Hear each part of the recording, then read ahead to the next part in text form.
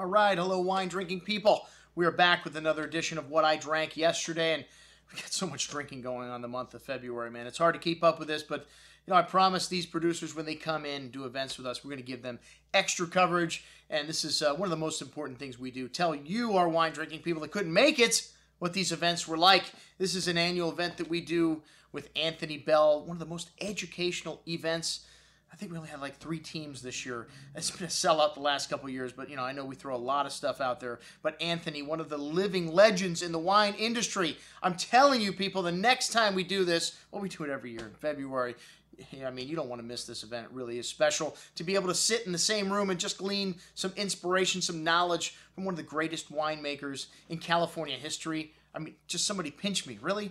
I mean, a great event. Anthony, just such a nice guy, genuine person, and making great wine since he started his own label in 1991. And, well, he's changed partners. He's had some money problems like some people do in the wine business. And, he stayed on top because the wines are very good at this winery. And what a great name, Bell. I mean, come on. It's got a nice ring to it. Oh, hey. And, he makes a lot of different wines, and all of them are worthy of being on my shelf. And, the one thing that I always say to people, hey, if I'll bring it home and drink it, it's worthy of being on my shelf, and I'm happy to have Bell Wine on my table anytime. Anthony honed his skills at the great BV Winery, Beaulieu Vineyards, with the legendary Andrei Chelichev, and he did a lot of work with clonal research, folks. Clones, well, they make different, first of all, there's different varietals, then you have different clones of those varietals, and one of the ones he is famous for is Clone 6. That's why this blending seminar is so much fun, to be able to taste the individual clones of Cabernet Sauvignon. Really a very unique experience. We had 4 clones here on this evening. We had our Clone 6, which is what Anthony's famous for. This is an heirloom clone. Very small yields with this clone, but it has a wonderful density to it. At first, when I tasted these clones, I said this one doesn't have as much acidity to it, but, after going through them again, you just realize it has so much more of everything else and still has all that acidity that the other wines had. Then the Clone 7, the Clone 337, and the Clone 4.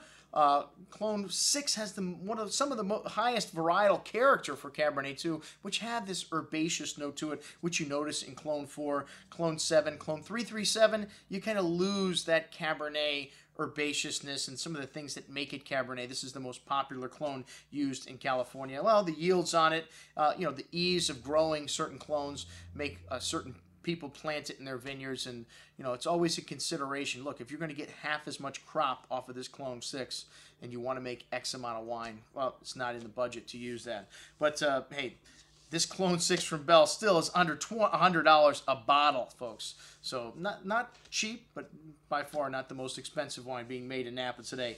We had a little Merlot on the table as well, the 2009 vintage.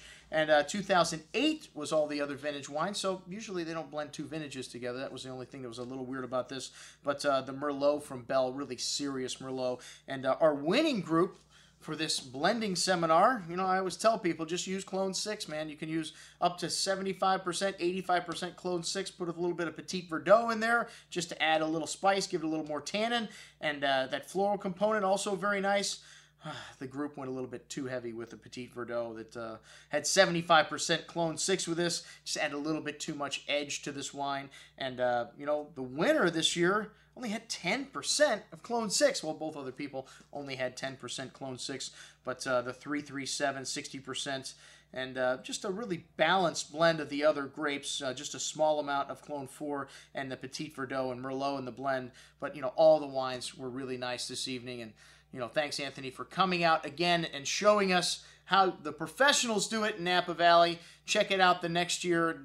On all the wines that we have available from Anthony, I've included them here on this wrap-up. I'm your host, Andrew Lampasoni, signing off for the Wine Watch, saying, remember, always drink the good stuff first.